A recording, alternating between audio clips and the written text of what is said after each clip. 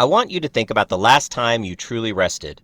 Not scrolled, not caught up on emails, not meal prepped while listening to a productivity podcast. I mean actually rested.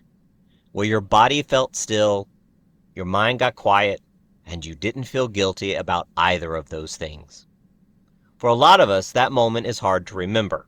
And if you're nodding right now, I want you to know that's not a personal failure. That's the design of a culture that has confused exhaustion with excellence. We've been told that grinding harder means caring more, that being busy is the same as being productive, that ambition and rest are opposite and you have to choose one.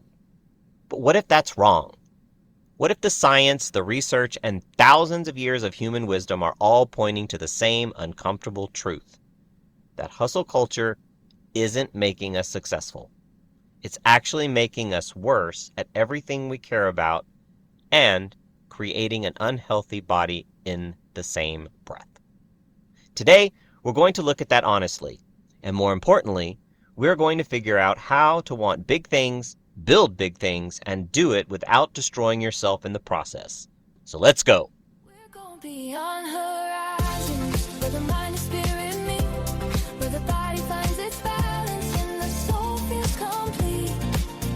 Every story, every journey, every healing step we take, we're living life with purpose, with every breath we make. Beyond horizons, we rise.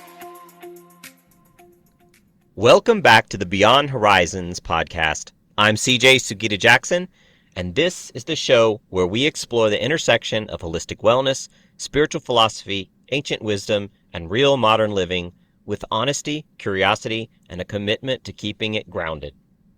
That last part matters to me because there's a lot of content out there telling you to manifest harder, vibrate higher, and hustle your way to enlightenment.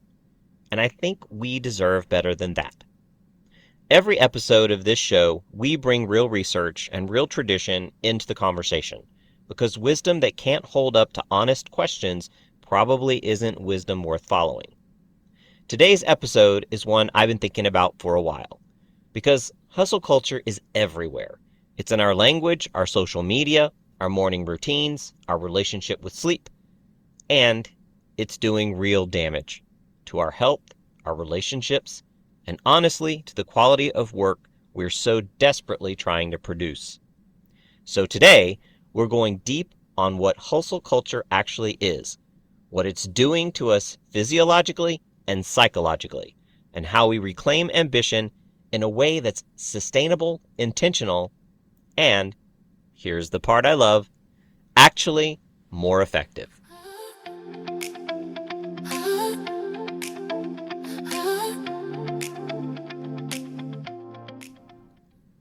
Before we get into today's topic, I want to tell you about something that's coming, and I think it's going to matter to a lot of you who are in this space of trying to live more intentionally.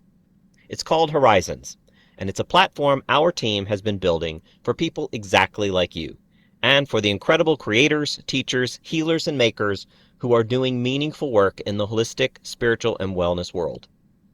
Horizyns is an all-in-one space, part marketplace, part learning platform, part community, a place where you can discover vetted, curated vendors and practitioners, take real workshops and courses, find products that align with how you actually want to live, and connect with a community of people who really get it. No algorithms chasing virality, no noise drowning out the signal, just a thoughtful, intentional space built for conscious living. Horizyns is launching in 2026. And right now, you can get a preview or schedule a personal demo at www.horizynsinc.com. That's HORIZYNSINC.com. The link is in the show notes. I'd love for you to go take a look and see what we're building together.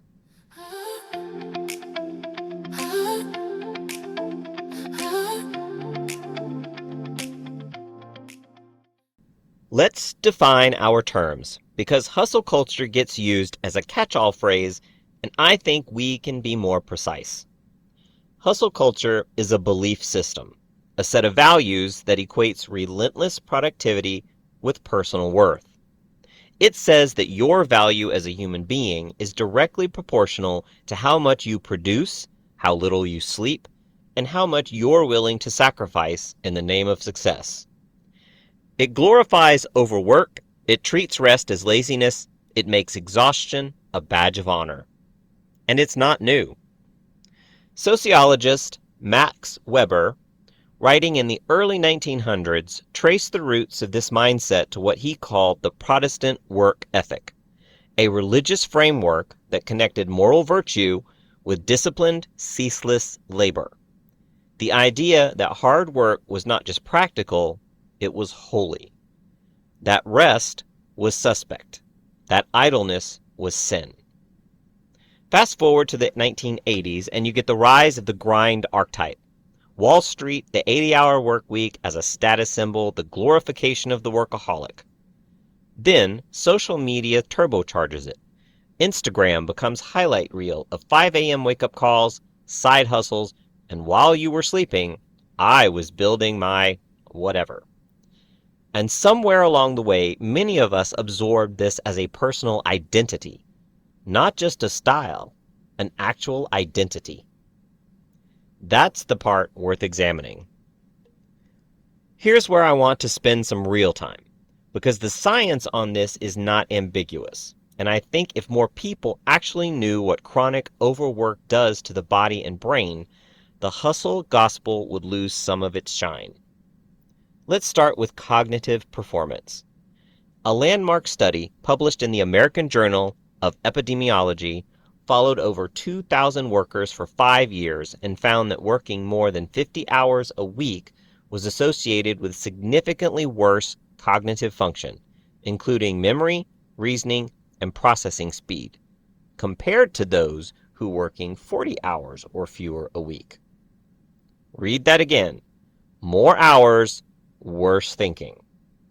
This isn't a marginal effect.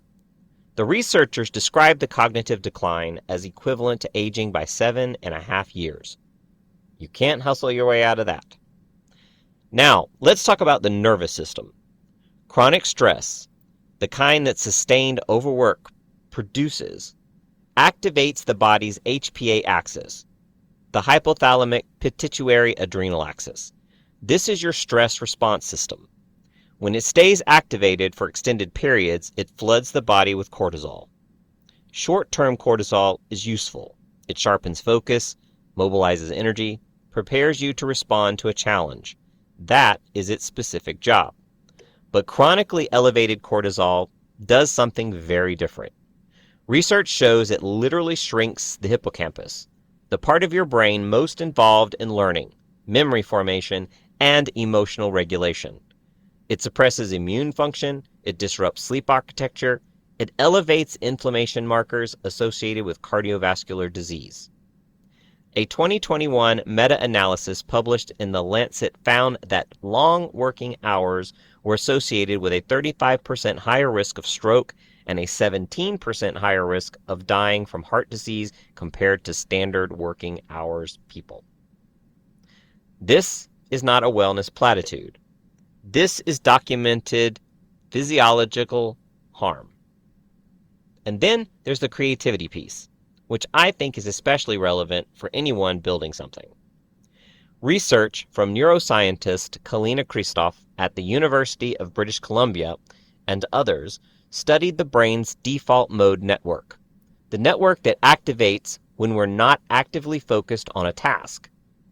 This shows that some of our most creative and integrative thinking happens during rest, not during hustle. The default mode network is where we make unexpected connections between ideas, where insight emerges, where we process complex emotional information. When we never allow the brain to shift into that mode, because we're always grinding, always consuming, and always producing, we cut ourselves off from one of our most powerful cognitive resources. The people who seem to have the most ideas, they're often the people who protect their rest the most.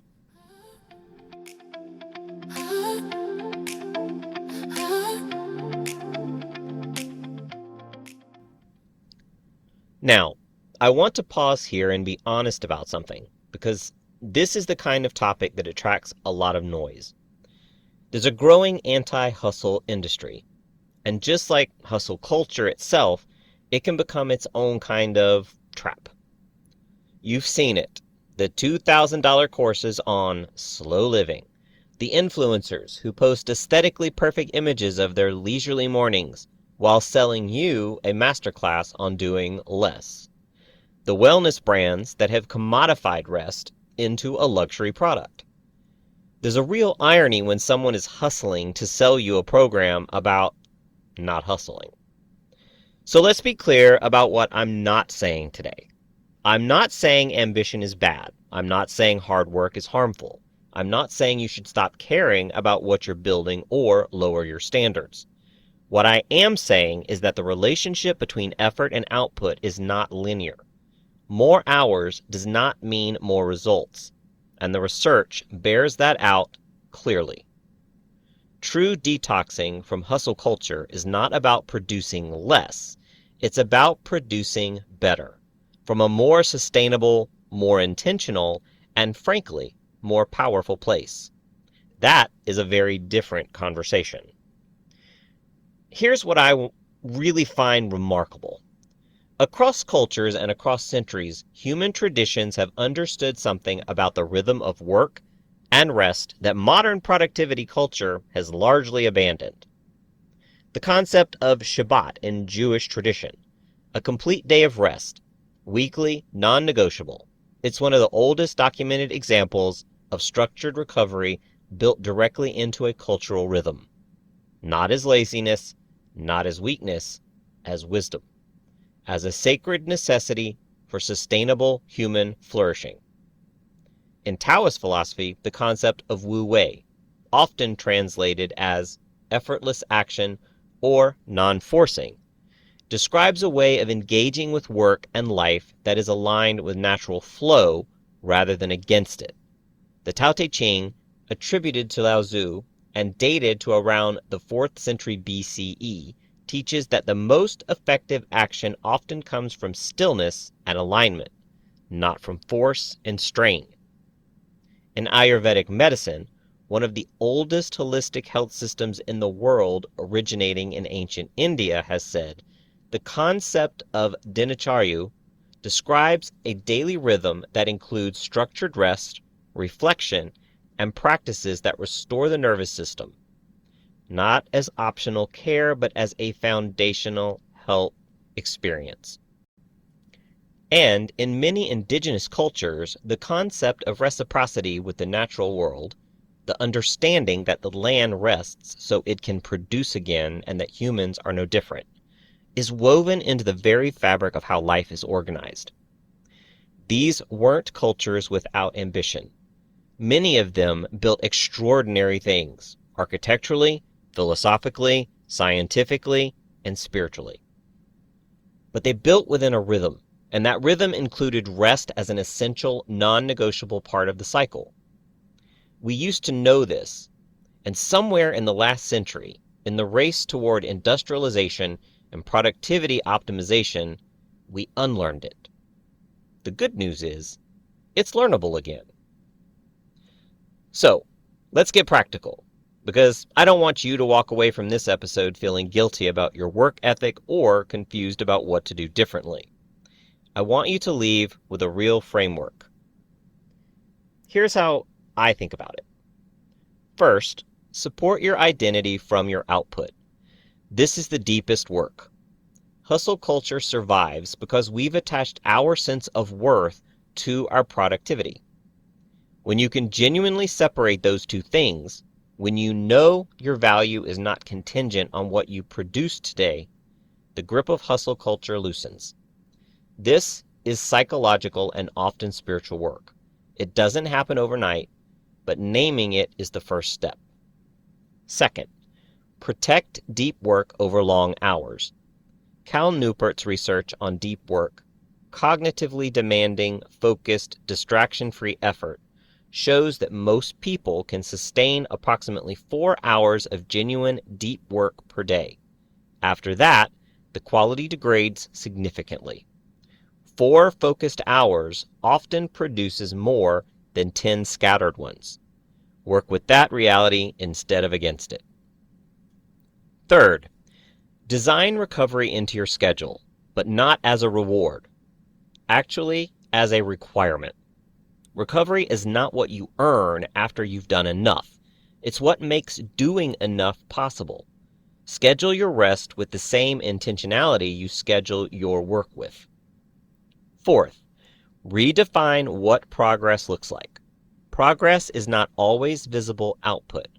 Sometimes progress is the relationship you protected, the idea that got space to develop, the body that got the sleep it needed, the creative problem that got solved on a walk instead of a desk. Broaden your definition of what counts.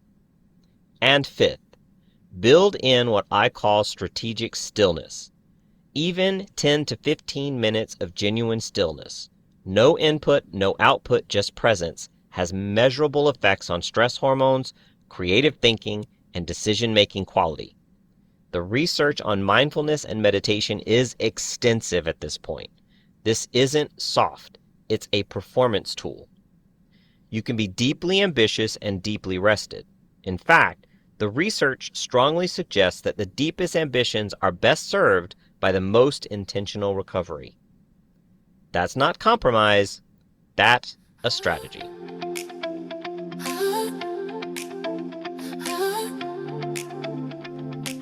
This episode is brought to you by Tea for Peace Tranquility Lounge, and I have to say, I couldn't think of a more fitting sponsor for today's conversation. Because one of the simplest, most research-backed ways to signal to your nervous system that it is safe to shift out of overdrive is a tea ritual. Here's the quick tip for today. If you're someone who struggles to transition out of work mode, the brain that just won't stop, try what I call the closing ritual. Make a cup of tea intentionally, not while checking your phone, not while reviewing one more email, just the tea. Let the warmth, the scent, the simple act of slowing your hands be the signal that the workday is done. Research on behavioral cues and habit formation shows that our brains respond powerfully to consistent transition signals. A tea ritual can literally become a neurological off switch. Over time, the act of making it begins to trigger the parasympathetic nervous system, rest mode, recovery mode. Tea for Peace Tranquility Lounge is built around exactly this kind of intentional ritual-centered wellness. Teas, botanical blends, and alcohol-free mocktails that support your body and your spirit. Find out more through the link in the show notes. It's a small act with real effects.